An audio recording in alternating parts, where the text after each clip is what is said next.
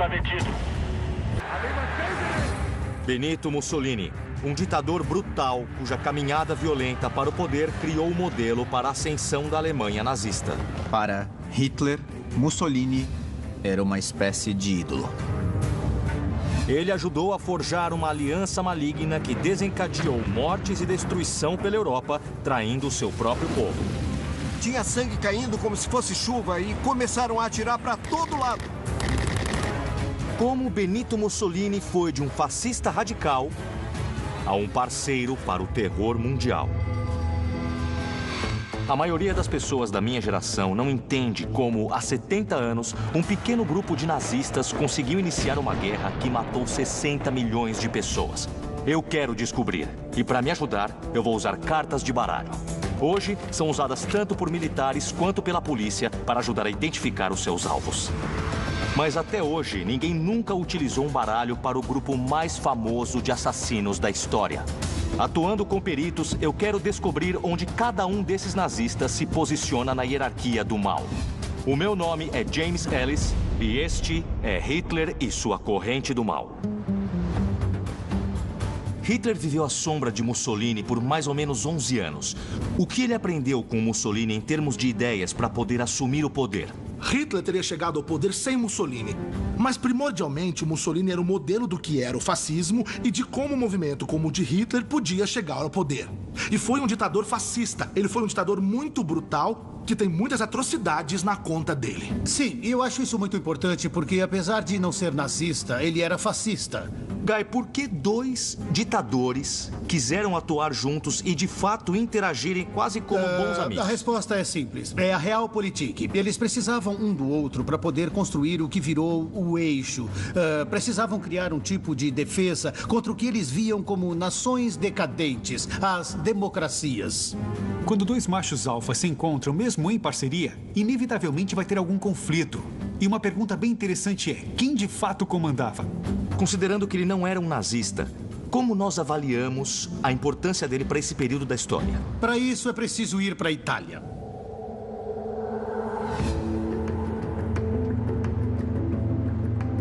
Eu vou começar a minha jornada em Predappio, o vilarejo no centro da Itália no qual Benito Mussolini nasceu. Esta é a casa de infância de Mussolini. Desde sua morte, há mais de 70 anos, esta construção se tornou um tipo de monumento ao seu legado.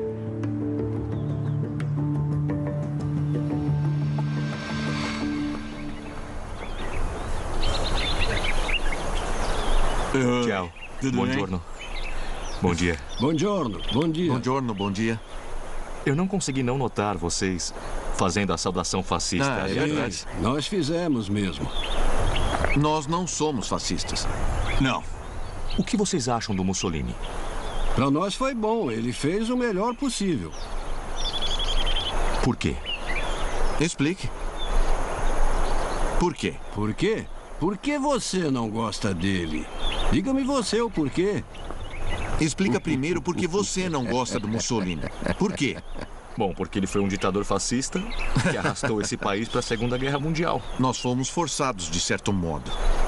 Então vocês acreditam que ele foi forçado a se aliar com o Hitler? Não, foi uma questão de forças se inverterem. Começaram iguais, aí Hitler disse, sou eu que mando. Se você não concordar, vai se arrepender, assim como a Polônia, certo? Tá bem difícil de engolir o que acabou de acontecer. A gente está na frente da casa em que Mussolini nasceu e alguns homens abertamente fizeram a saudação fascista. E aí, quando eu fui falar com eles sobre isso, eles expressaram admiração pelo Mussolini. Em vez de renegá-lo, a cidade natal de Mussolini se tornou um tipo de santuário para sua memória. As pessoas sempre pensam em memória como uma câmera de vídeo, com uma representação passo a passo exata de todos os eventos passados, mas não é assim que a memória funciona.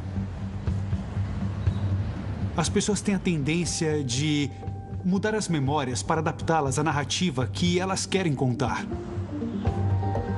E tem gente por aqui que até fatura sobre memórias alteradas sobre Mussolini. Você recebe muita gente que vem comprar esse tipo de coisa? Sim. Ah, recebe? Essas pessoas são só turistas na região ou elas são apoiadoras de Mussolini? Eu não posso perguntar nada pra ela? Não. Obrigado. Bom, eu comprei alguns itens. Primeiro, uma camiseta com o rosto do Mussolini.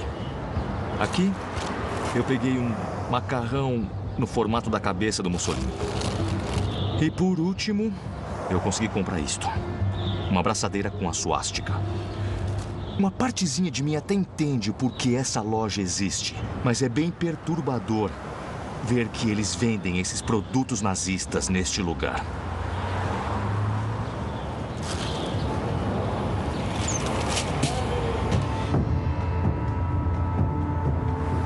É uma situação complexa. Para entender como chegamos aqui, é preciso voltar à Itália do fim da Primeira Guerra Mundial. A Itália saiu da guerra vitoriosa, mas o Tratado de Versalhes não deu ao país os territórios que achava que merecia, deixando muitos italianos se sentindo traídos e irritados. Além dessa amargura, a economia italiana estava indo mal. O desemprego era alto e as greves constantes. Entra em cena Benito Mussolini. Veterano de guerra, Mussolini começou a atrair seguidores com sua crença de que a força bruta era o único caminho para recuperar a glória que a Itália merecia.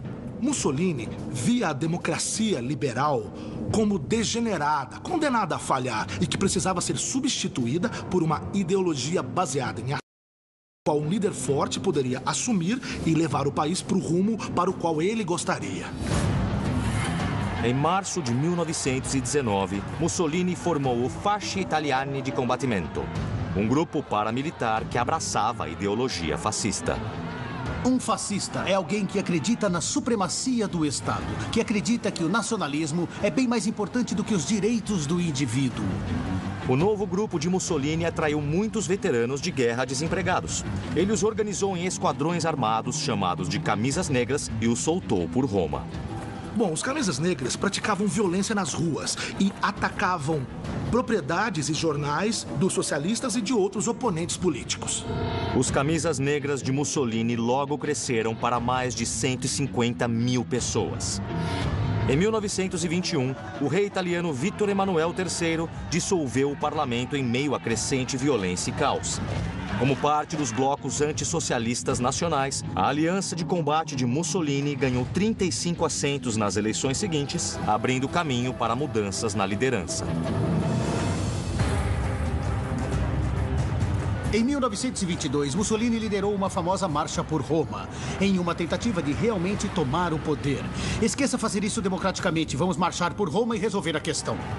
Quando os fascistas marcharam por Roma, o rei da Itália, em uma tentativa de manter a ordem e evitar declarar a lei marcial, acabou dissolvendo o governo e pediu que Mussolini formasse um novo governo, o que acabou permitindo que o próprio Mussolini tomasse o poder. Bom, tinha alguém observando e vendo aquilo como um tipo de modelo para ele próprio tomar o poder. E esse, claro, era Adolf Hitler. A ideia de que Mussolini tinha criado uma nova Roma, que tinha feito algo novo, de uma ordem democrática que Hitler também via como degenerada e decadente, impressionou demais Hitler. Aveva Cesare, Virgilio e Augusto. Quando Hitler visitou Roma em maio de 1938, Mussolini o recebeu com um enorme espetáculo. Christian, você está me levando para a estação de trem Roma-Ostiense? A estação de trem Roma-Ostiense é um monumento bem importante na história do relacionamento entre Mussolini e Hitler. Entendi. O historiador e autor Christian Goesch é perito na aliança entre Mussolini e Hitler. É um monumento enorme. Nossa, é mesmo. Olha só para isso. O prédio foi construído para a chegada de Hitler em maio de 1938, quando ocorreu sua única visita de Estado à Itália. A ideia era demonstrar a força e o poder da Itália fascista aos nazistas. O fascismo da Itália seria o aliado mais forte de Hitler e dos nazistas. Vamos entrar para dar uma olhada melhor? Olha só isso. Pois é. Esse mosaico é uma referência muito forte ao Império Romano. Esse foi um tema presente na visita de Hitler em maio de 1938 e deixou uma impressão profunda em Hitler e nos nazistas. A ideia de a Itália fascista ser tão forte quanto a Roma antiga fez Hitler e os nazistas acreditarem que a Itália fascista podia ser e deveria ser aliada da Alemanha. Era uma aliança que fazia muito sentido quando olhamos as metas de Hitler e Mussolini como líderes e os objetivos do fascismo e do nazismo como movimentos. Mussolini precisava de Hitler, já que a Itália fascista estava ficando meio isolada internacionalmente. Para Hitler, não sobravam muitas opções entre as potências europeias para uma aliança militar. Vamos dar uma olhada aqui.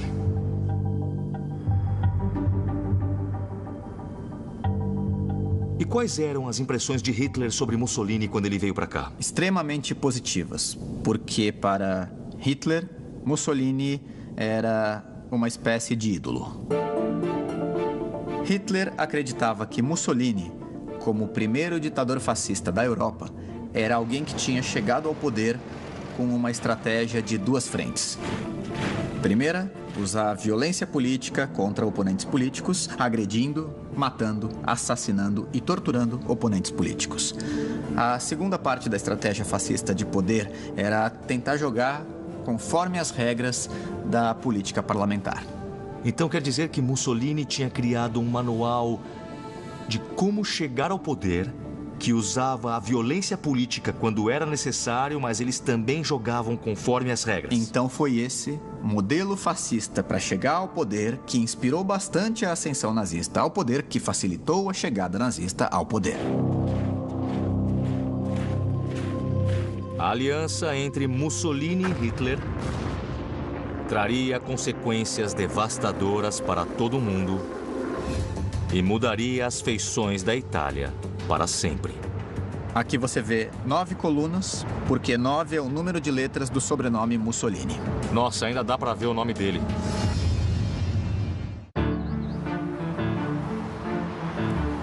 Eu estou em uma missão para descobrir onde Benito Mussolini entra na corrente do mal de Hitler.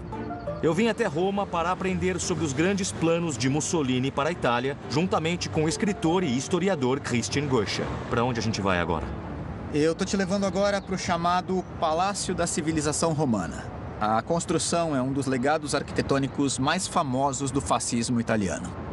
Nossa, é uma construção bem imponente, mas quando eu olho eu me sinto um pouco olhando para uma versão quadrada do Coliseu.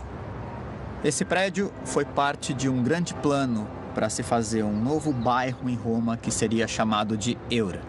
A sigla é a abreviação italiana para a Exposição Universal de Roma, que aconteceria na Itália, como eu disse, para mostrar a força e o poder da Itália fascista. Quanto mais a gente se aproxima, mais a gente sente o tamanho e a imponência dele. E o prédio faz com que a gente se sinta insignificantes como indivíduos, não faz? O impressionante na arquitetura desse prédio é que ele tem 9 colunas, porque 9 é o número de letras do sobrenome Mussolini. E 6 colunas, porque 6 é o número de letras do primeiro nome de Mussolini. Então meio que sutilmente assinaram o nome do Mussolini aqui nesse prédio. Olha, pode até ser uma lenda urbana, mas muitos estudiosos já falaram disso. E o que diz a inscrição lá em cima? É uma citação de Mussolini que celebra a Itália, no caso como um povo de poetas, artistas e heróis. Não só havia um grande poderio militar, como poderio artístico, cultural e intelectual também. A mensagem desse palácio reforça a noção de que a Itália fascista seguiu as pegadas da Roma antiga. Tanto Mussolini quanto Hitler se apoiavam em um passado histórico ou mítico, uma época de suposta grandeza da civilização. Para Hitler, era um passado mítico alemão e a ideia de uma civilização ariana que era superior a todas as outras. Para Mussolini, era claramente o Império Romano. O alinhamento às glórias da Roma antiga permitia que Mussolini abastecesse o culto à personalidade que se espalhava pela Itália. O culto à personalidade ocorre quando um país usa mídias de massa, propaganda, manifestações e publicidade para tentar criar uma imagem divina, quase superpoderosa e onipotente de um líder.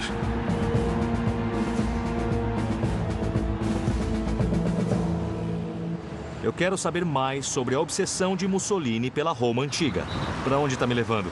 Nós estamos indo para o que conhecemos hoje como o Estádio Olímpico. E a melhor pessoa para perguntar é o historiador Richard Bowen. Para ver um complexo que foi construído nos anos 1930. Tem um obelisco aqui. Nossa, e o nome dele ainda está aí. Sim.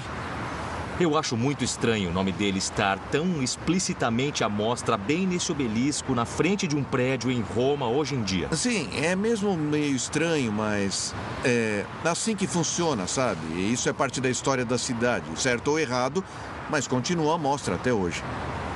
O que exatamente é esse local e o que o Mussolini queria que fosse quando construíram?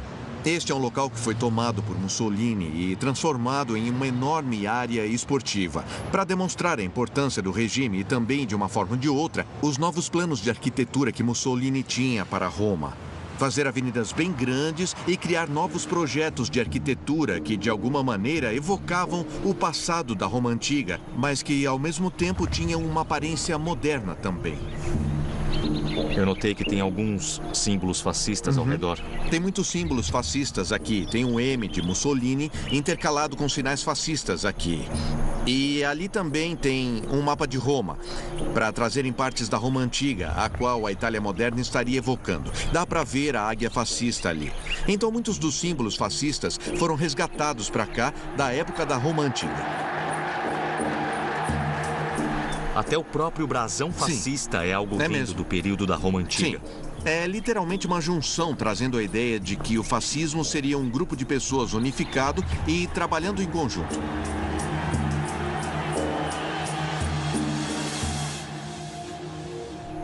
O que o Mussolini esperava conseguir com todo esse simbolismo fascista? Bom, um senso maior de unidade e a ideia de um Estado-nação. Mussolini havia herdado uma nação que ainda tinha uma aparência muito regionalizada. Eu diria até que hoje partes da Itália ainda são mais regionalizadas do que nacionalistas. Então, uma forma de ele poder tentar criar essa ideia de um Estado-nação era usando muito desse simbolismo antigo. Então ele usava esse passado da Itália para tentar unificar forças. Exatamente, isso.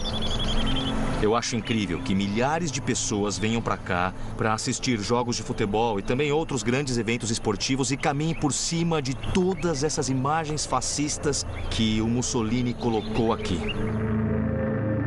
Os planos de Mussolini para criar um novo Império Romano eram extremamente ambiciosos. Mas logo ele levaria o país para o caos.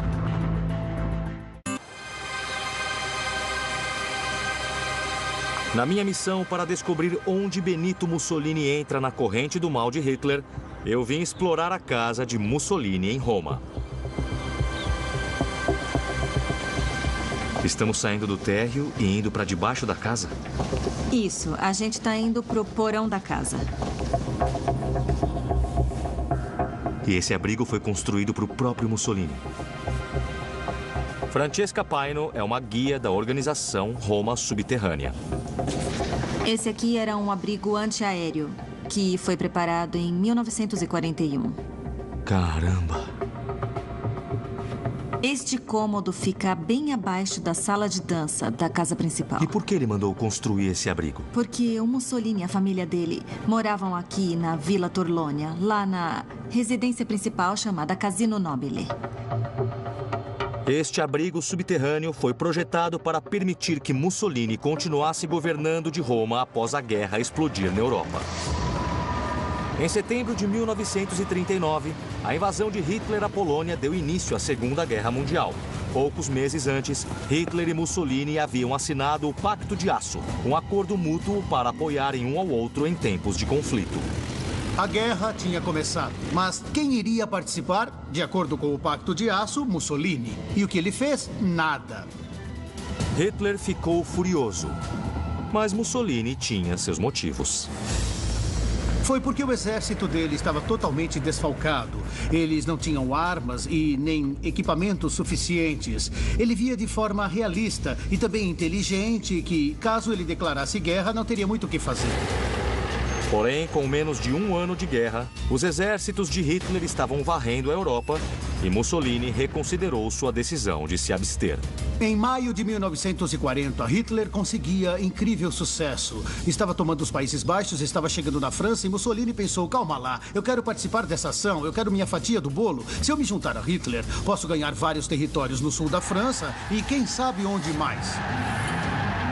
Ora delle decisioni irrevocabili. Mas logo ficou claro que Mussolini não se mostraria um aliado eficiente para Hitler. Forças italianas fracassaram enormemente no norte e leste da África e na Grécia. Repetidamente, os exércitos de Hitler eram chamados para socorrer as forças cambaleantes de Mussolini.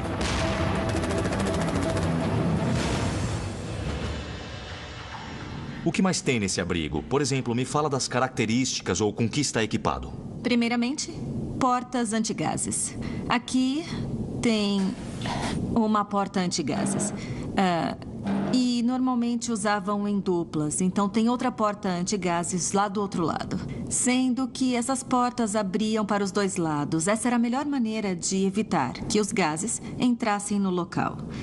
E a segunda questão é o sistema de filtragem de ar. Tá. Porque gases eram o que havia de pior, considerando os ataques. Eu tô vendo que tem uma escrivaninha aqui. Está aqui porque provavelmente o Mussolini trabalhava enquanto ficava aqui neste abrigo antiaéreo. Ah, então era para ele continuar trabalhando. Se ele estivesse fazendo alguma coisa lá na residência, ele podia trazer para cá e continuar. E ele chegou a usar este abrigo em particular? Bom, este abrigo foi construído em 1941 e o primeiro ataque aéreo em Roma foi em 1943. Então, podemos dizer que ele não usava durante os ataques aéreos, mas provavelmente usava quando havia alarmes. Aqueles que não terminavam com ataques aéreos sobre a cidade de Roma. Ah, então quando os alarmes soavam, ele devia descer lá do andar principal. Exatamente. E se abrigar aqui, antevendo o caso de aviões aliados aparecerem sobre Roma e começarem a soltar bombas. Tem algum significado para o horário marcado neste relógio? O relógio marca 11h13, que é o exato momento do primeiro ataque aéreo sobre a cidade de Roma, em 19 de julho de 1943. E isso aqui é para lembrar o horário, porque aquilo foi um momento terrível para a cidade de Roma. Quanto mais bombas dos aliados caíam sobre a capital, mais Mussolini se esforçava para manter o poder. Estava bem mais difícil para Mussolini controlar o país, o território dele, do que para o Hitler. E qual era a razão? Ocorre que a Itália sempre tinha sido um país muito bem dividido. Não fazia muito tempo que eles existiam como um país. E até hoje, na Itália, há amplas diferenças entre o norte e o sul. Eles quase se consideram como nações distintas. Para Mussolini, tentar manter todos juntos, enquanto também tentava lutar guerras na África e nos Balcãs, era uma situação incrivelmente difícil. Em 1943, as forças do eixo estavam perdendo o controle da guerra. Os aliados iam super bem no norte da África, os italianos e os alemães recuavam e também começavam os desembarques dos aliados na Sicília. The invasion of Sicily. 2,000 ships bringing great armies of battle-hardened British, Americans and Canadians.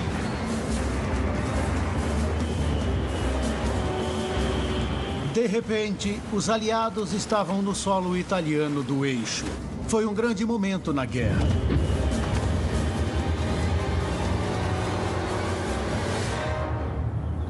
Com os aliados se aproximando, o abrigo de Mussolini foi levado para um subterrâneo mais profundo. Para onde vamos agora? Agora estamos indo para um abrigo de fato. É um túnel que foi construído em 1942. Realmente é bem mais profundo. Isso. Nós estamos a cerca de 6 metros abaixo do térreo da residência. 6 metros abaixo. É isso mesmo. Este abrigo foi feito a partir deste túnel. Então, dá para ver que tem umas coisas faltando. As portas, elas não existem. Não existe sistema de filtração de ar neste abrigo. E estes cômodos aqui, nos dois lados, nós não sabemos para que foram usados, porque este abrigo está inacabado. Nunca foi finalizado. O abrigo antibombas de Mussolini nunca foi terminado, porque em julho de 1943, o povo italiano enxergou o único caminho para tirar a Itália da guerra e evitar o agravamento da crise. Em 1943, Mussolini foi retirado do poder pelo rei italiano. Ainda havia um controle sobre o poder ditatorial dele. Não funcionava assim na Alemanha. E foi uma das razões pelas quais Hitler ficou no poder até o dia em que morreu. Aí, Mussolini, em 1943, depois de basicamente 2 décadas no poder, ouviu do rei: "Nós nos cansamos de você, o povo se cansou de você, é hora de você partir." Novamente, Hitler precisou ir ao resgate de Mussolini. Apesar de Hitler basicamente considerar Mussolini quase que como um, eu diria, tolo, ele ainda nutria uma lealdade ao seu ex-companheiro fascista, entende? Mussolini foi encarcerado em um hotel sobre uma montanha e ocorreu uma missão de resgate bastante ousada, realizada pela SS, que resgatou Mussolini e o retirou da montanha em uma pequena aeronave. German pilots feed Mussolini to Hitler's secret headquarters. And a discarded Duce greets the man who gave him the kiss of death. Foi uma grande ação, para os alemães mostrarem que conseguiam resgatar Mussolini bem debaixo dos narizes italianos. Foi uma grande ação do Hitler e o mundo ficou uau. Mas no fim, isso não mudou nada. It was rumored that Mussolini was dead, but these pictures show him as still much, too much alive.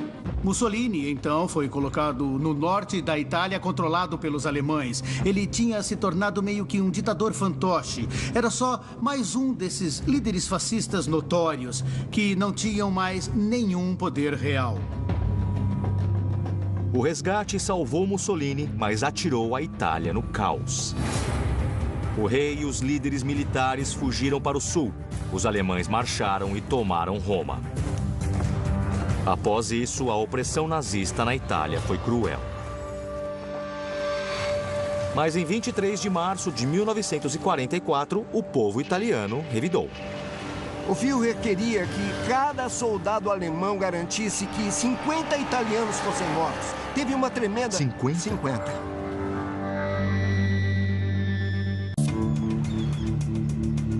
A minha jornada para descobrir onde Benito Mussolini se encaixa na corrente do mal de Hitler me trouxe até essa estreita rua de Roma. Foi aqui nesta rua que... Para me encontrar com Mino Carbone, um perito na história da resistência italiana.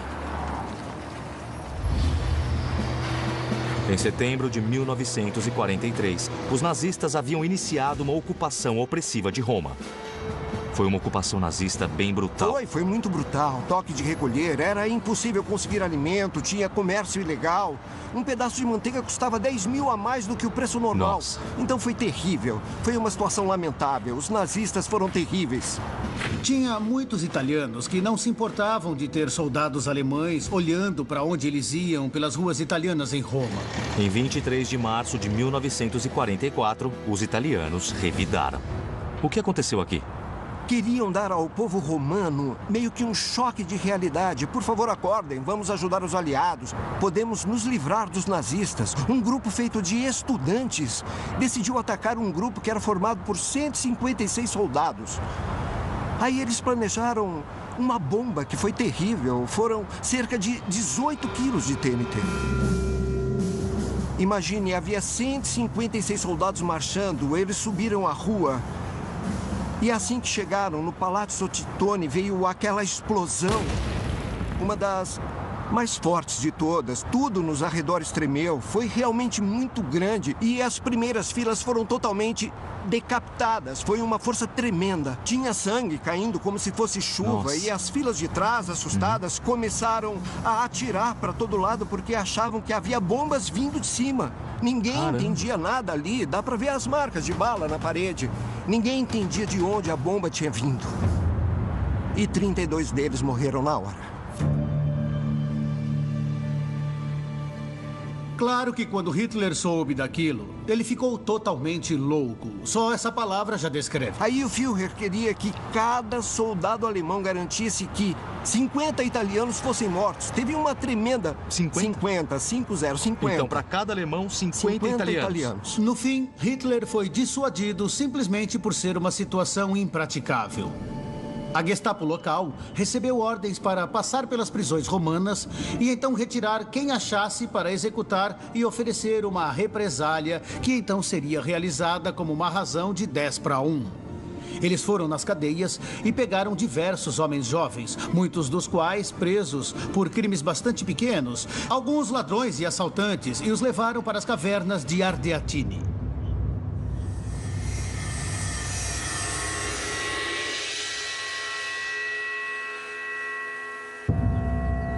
Eu vim para as cavernas de Ardeatine, nos arredores da cidade, para conhecer a sequência da história. Olá, Coronel. Bom dia. James. Sim, é um prazer. Prazer é meu. O Tenente-Coronel Francesco Sardoni é o diretor deste memorial. Eu sei que aqui foi o lugar de um massacre brutal. O que exatamente aconteceu aqui?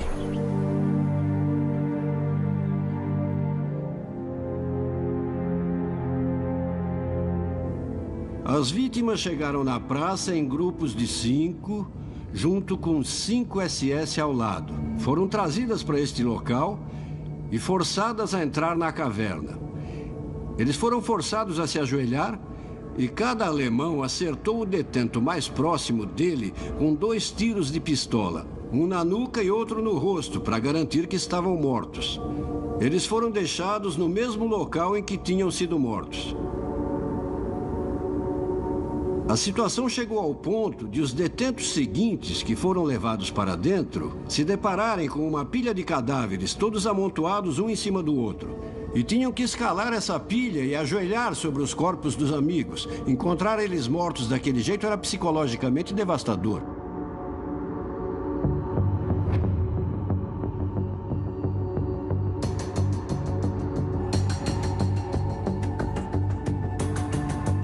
Como as pessoas ficaram sabendo do que aconteceu aqui? Acontece que era importante para os alemães que esses corpos nunca fossem achados. Então eles detonaram com dinamite todo este local onde estamos. Assim, eles sabiam que seria difícil encontrar os corpos posteriormente. Mas não levaram em consideração que esta região na época era cheia de pastores. E também havia monges de um mosteiro próximo que ouviram todos os gritos, todos os tiros e tudo mais que aconteceu. E depois, quando a cidade de Roma e os norte-americanos, em julho de 1944, começaram a procurar pelo local onde poderia ter ocorrido o massacre, o exército americano encontrou a localização exata de onde a matança havia ocorrido.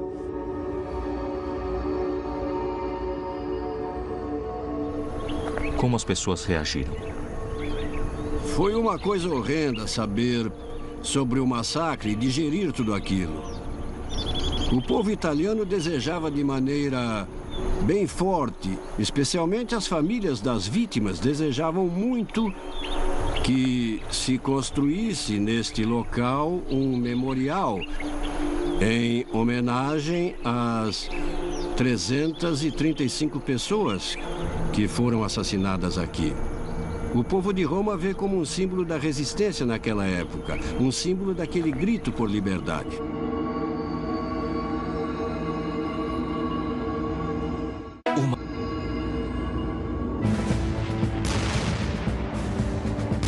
Não foi preciso esperar muito pela liberdade.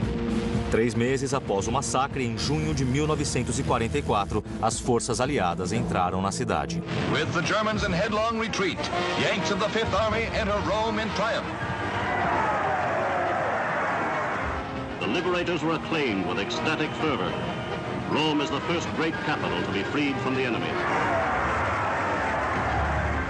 Em abril de 1945, estava claro que os aliados venceriam a guerra e Mussolini decidiu fugir.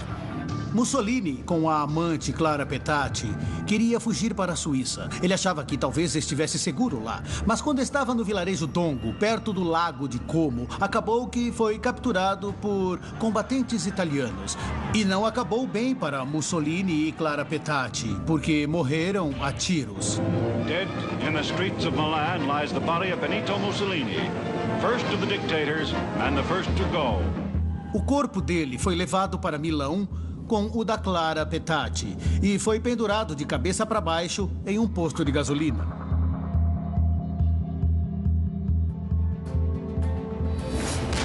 2 dias após Mussolini ser morto, Hitler cometeu suicídio. Na semana seguinte, a Alemanha se rendeu. A aliança fascista entre a Alemanha e a Itália estava acabada. Mas a história de Mussolini não havia terminado.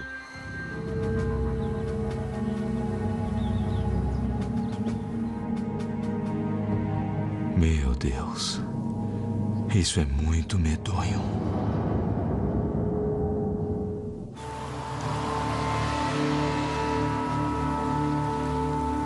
Para concluir minha jornada para entender a história de Mussolini, eu retornei a Predápio, sua cidade natal. Esta é a cripta da família Mussolini, onde Benito está enterrado.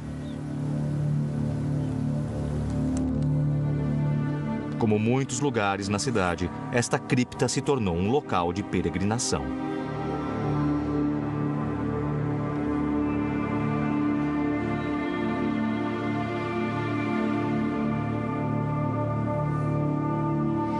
Este lugar é considerado tão sagrado que não é permitido falar alto aqui dentro.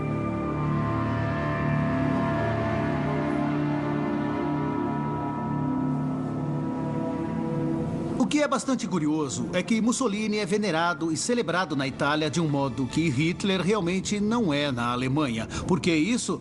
Bom, eu não creio que seja porque o legado de Mussolini tenha sido benéfico de alguma forma. Eu acho que é porque a Itália jamais teve que fazer a mesma autocrítica e nem reconhecer os excessos e a brutalidade do fascismo da mesma forma que a Alemanha. A quase completa aceitação da sociedade alemã ao nazismo e a consequente redenção e entrega incondicional a forçou a reconhecer o que tinha ocorrido e do que as pessoas foram cúmplices. Esse processo não ocorreu na Itália. Meu Deus, isso tudo é muito medonho.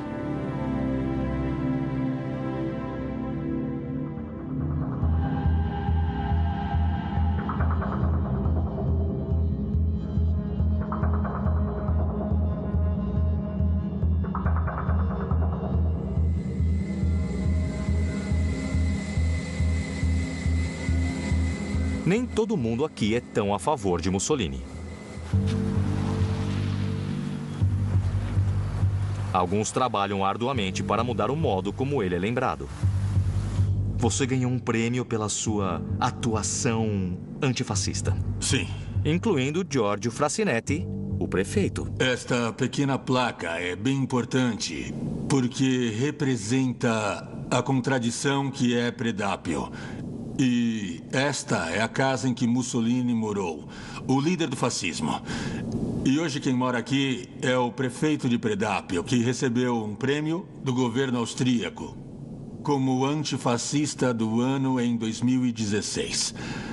Nós somos contra o fascismo, nós somos contra o totalitarismo e nós não queremos que se repitam. E o fato dessa mensagem partir do local onde dormia e morava o jovem Mussolini traz ainda mais significado e valor.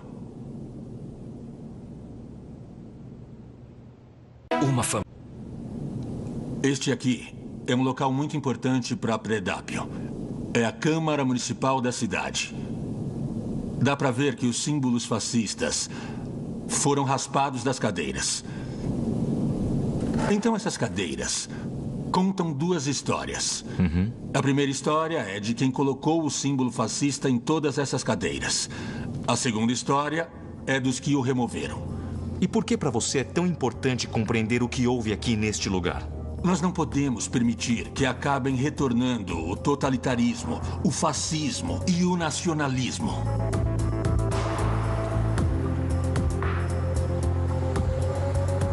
A minha jornada pela Itália de fato abriu meus olhos para o legado de Mussolini. Agora está na hora de decidirmos onde ele se encaixa em Hitler e sua corrente do mal. A minha missão na Itália me trouxe uma nova visão sobre a ascensão da aliança fascista entre Mussolini e Hitler. Também revelou como Mussolini entusiasticamente se uniu a Hitler na guerra e causou destruição massiva pela Europa. Agora, usando nosso sistema especial de baralho, eu quero saber a posição de Benito Mussolini em Hitler e sua corrente do mal. O lugar que eu visitei que causou maior impacto sobre mim foi Predápio, que é a cidade natal do Mussolini. Lá existe o que eu só consigo descrever como um comércio de turismo fascista. Anthony, por que Mussolini é reverenciado por tantos italianos ainda hoje? Parte disso tem a ver com o mito persistente do italiano fascista bom e do nazista mau. O mito de que Mussolini fez coisas boas e que as coisas ruins que ele fez foram ações forçadas por Hitler. Tem gente na Itália que ainda cita questões como Mussolini supostamente acabando com a máfia em certos territórios, ou aquela coisa de fazer os trens chegarem no horário. E é essa fumaça nostálgica que costuma mascarar a realidade da ditadura fascista cruel.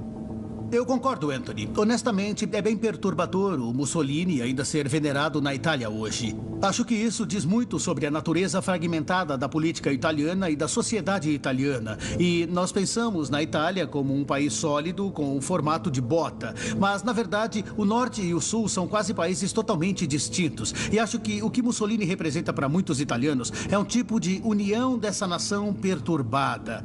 Ele governou com mão bem firme e os manteve unidos por um longo período. Além disso, é bem curioso os restos do Mussolini estarem em uma tumba em uma cripta familiar pomposa, sendo que os do Hitler foram descartados sem a menor cerimônia. Mussolini pode ter se beneficiado por estar à sombra de Hitler, entende? À sombra das atrocidades de Hitler. Comparado com as coisas terríveis que Hitler fez, Mussolini pode até parecer nem tão mal assim. E não sei, caso Hitler não existisse, se Mussolini não seria ainda mais reverenciado naquela época e ainda hoje. Ele elevou o fascismo a altos níveis na Europa por meio de um regime brutal e assassino. Considerando isso e sua aliança com Hitler, Mussolini está mais do que dentro do círculo do mal nazista. Agora o que eu quero fazer é chegar a uma conclusão sobre onde nós achamos que Mussolini entra na corrente do mal nazista. Ou se por não ser um nazista, será que de fato ele merece estar presente aqui? Guy, o que você acha? Você está certo, claro. Ele não era oficialmente nazista e, portanto, não necessariamente entraria no baralho. Mas, então, vamos aos fatos. Ele foi um grande líder fascista. Ele cometeu atrocidades enormes, matou oponentes políticos, usou gás venenoso e massacrou vilarejos inteiros para poder promover uma ideologia racial distorcida. Ele tem que ficar no alto. Eu o coloco como o quinto. Anthony. Guy, aceito o raciocínio, mas não aceito a conclusão. O Mussolini foi essencial para a história do fascismo. Mas se formos falar em termos de influência no regime nazista, bom, Hitler teria chegado ao poder sem Mussolini. O Holocausto ocorreria sem Mussolini. Hitler começou a Segunda Guerra sem Mussolini. Contudo, Mussolini ofereceu um modelo fascista de tomada do poder e a Aliança Internacional Fascista foi bastante importante para mim. Eu acho que é o número 29.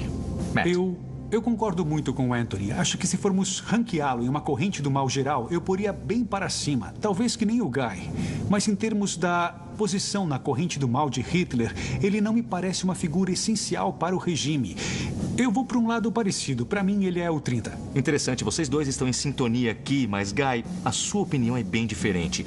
Eu creio que ele deva ser lembrado pelo que ele foi. Um ditador fascista brutal e um dos principais incentivadores de Hitler. Com base nisso, eu digo que ele fica com o número 15. Ele é o valete de ouros. Eu enxergo Benito Mussolini como alguém que foi claramente um modelo e uma grande inspiração para Hitler. Ele firmou uma aliança com Hitler que levou o seu país para a Segunda Guerra Mundial e causou sofrimento ao povo italiano. Apesar de não ter sido um nazista, ele merece um lugar em Hitler e sua corrente do mal. Perto do fim da minha visita a Wewelsburg,